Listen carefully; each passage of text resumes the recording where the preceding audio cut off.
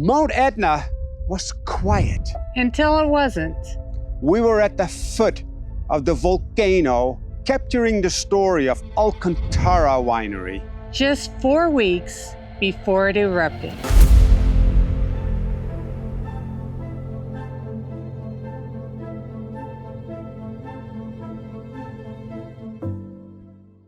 On the slopes of Mount Edna, where fire and ash forged the land, a small Sicilian winery is turning wine into something more, a multi-sensory expression of place, passion, and poetry, told not only through taste, but through art.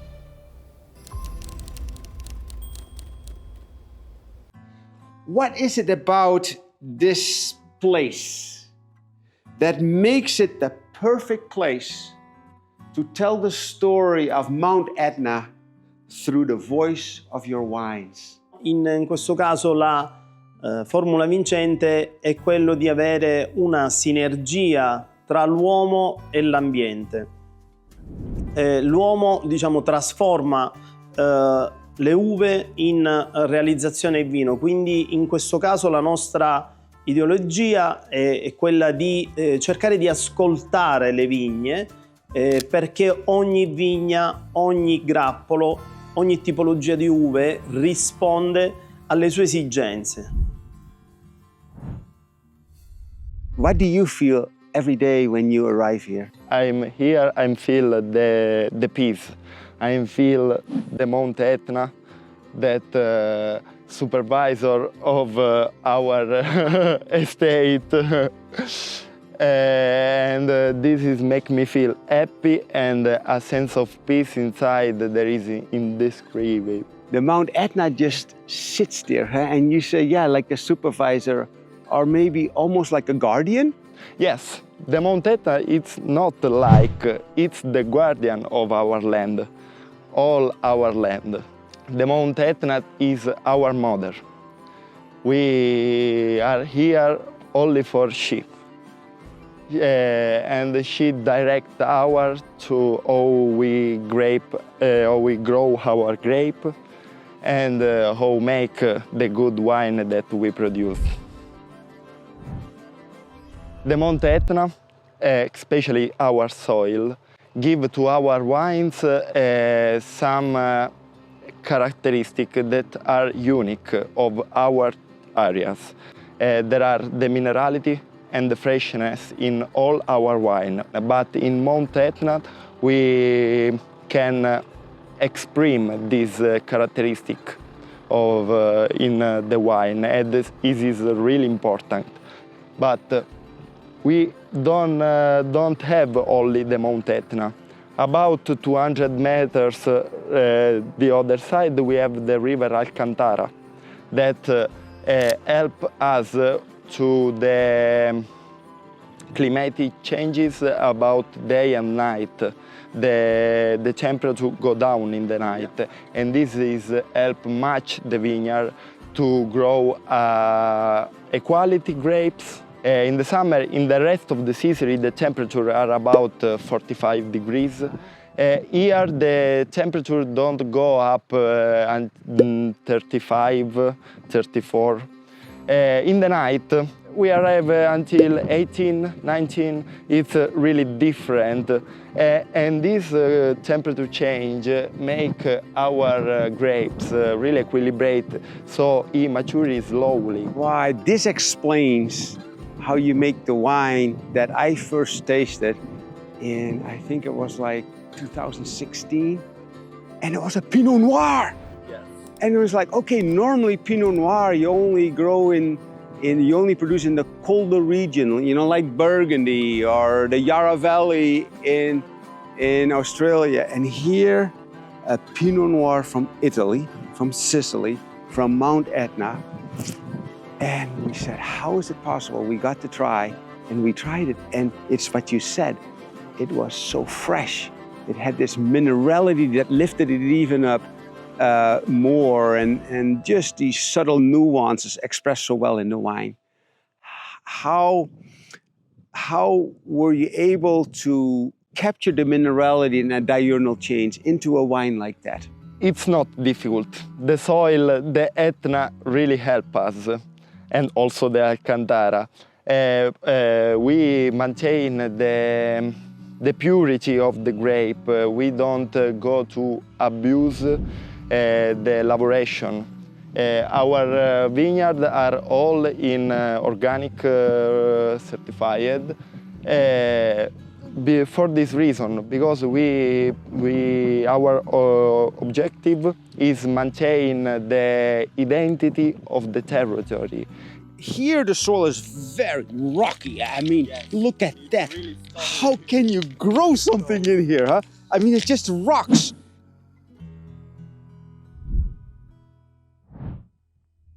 We have 16 hectares of vineyards. We primarily produce Caricante, Nerello Mascalese and Nerello Cappuccio. There are the variety of DOC Etna, white and red. But we also have 2 little space dedicated to Pinot Noir and also Cabernet Sauvignon to see the expression of this grape here. Okay. In our most sold wine, there is 80% Mascalese, 20% Cappuccio. The Cappuccio is more aromatic and softer tannin and much gentle. Instead, the Nerello Mascalese is much stronger and elegant. Okay, and so when you combine the two, what do you get? For me, we get the real expression of DOC Etna. So to me, when you were telling me that, I could not help. I mean, I'm in Italy here after all. When you were talking about the Nerello Mascalese and then the Cappuccio, I just had to think of Romeo and Juliet, because the Cappuccio is softer and the Mascalese was stronger. It's stronger, yes. Is that a good way to think about it? Yes. It's a good point for me. I surely use that in the future. But of course, the sad thing is, Romeo and Juliet never got together. So at least you were able to make... This is Romeo and Juliet, but at the end, they married. Exactly. They found love. We try to catch every single terroir in every single label that we create. For this reason, we have 16 types of wines that we produce, because every single micro areas inside our state is a unique expression of the Al-Cantara estate. For this reason, we try to keep this in one bottle, that in one bottle. But we also try to catch the real expression of different wine. For this reason, we pass about 5-6 times in different days during harvest to waiting to the good moment of the maturation of the grapes. Okay, so the different harvest timings, you said 5 to 6 times? Yes. No way, yeah. We start with the sparkling, and that is the first harvest. In the same rows, we pass after 3-4 days to harvest the A Notturna. There is our Nerello Mascalese vinificated as white wine. Mm-hmm.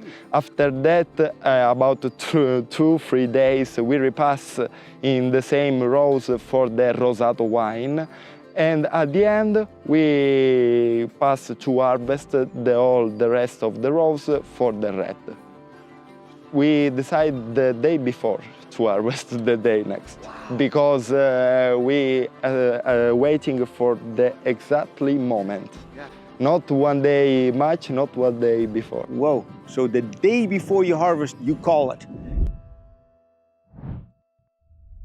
On the winemaking side, here, Mount Edna gives you what she can possibly give you.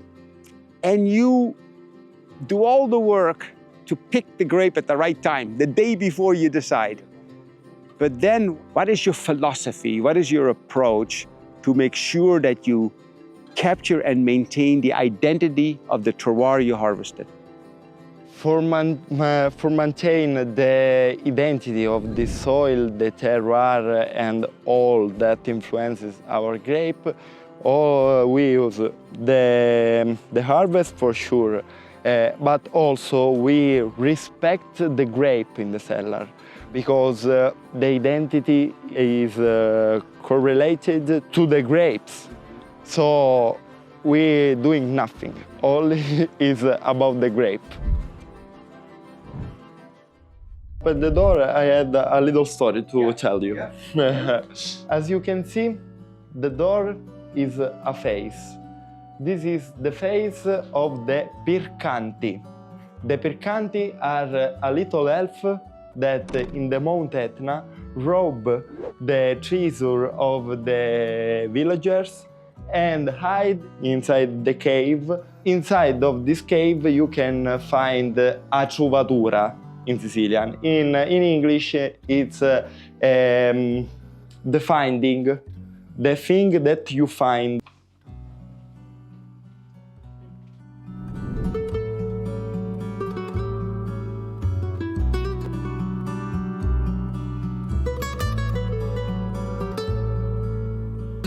The label of our wine starts with the collaboration of the owner, Pucci Giuffrida, and Alfredo Guglielmini.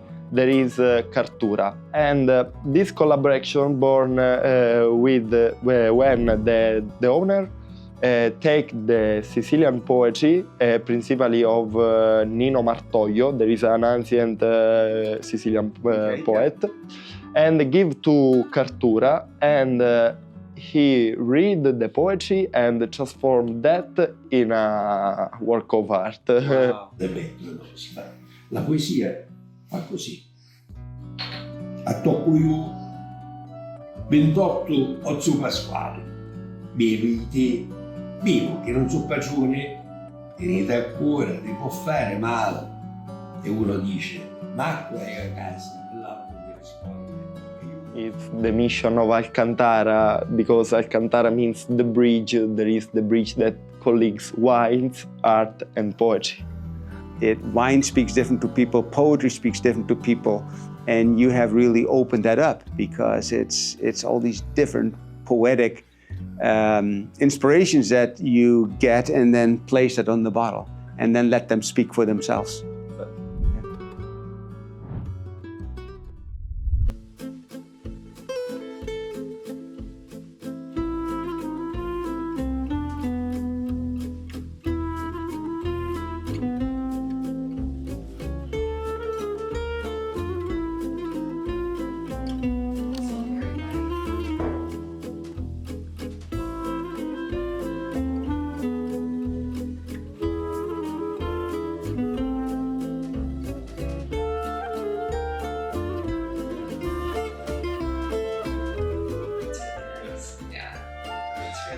It's so light, but still such a flavorful burst. You feel the same smell you can see in the vineyard. Yeah. You can see that.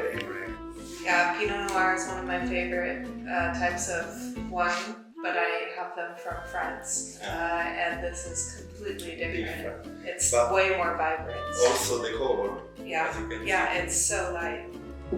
Now I let you test my favorite white wine that we produce here. This is a Notturna.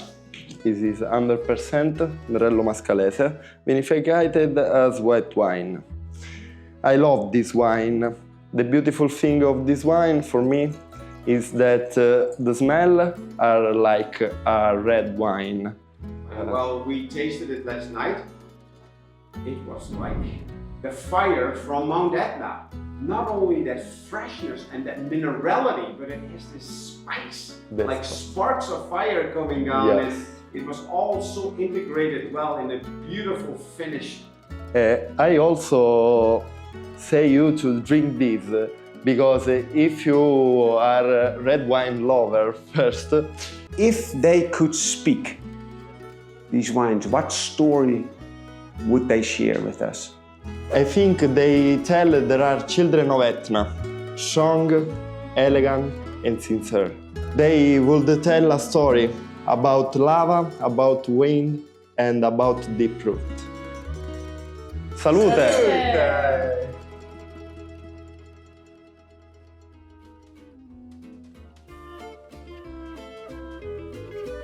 Now that you've witnessed the mystique of Mount Edna, you're going to want to see what lies buried deep in the ancient soils of South Africa. Because if you've never tasted the quiet power of 135 million years of stillness, you might be missing a story only ancient land can tell. We tell that story right here.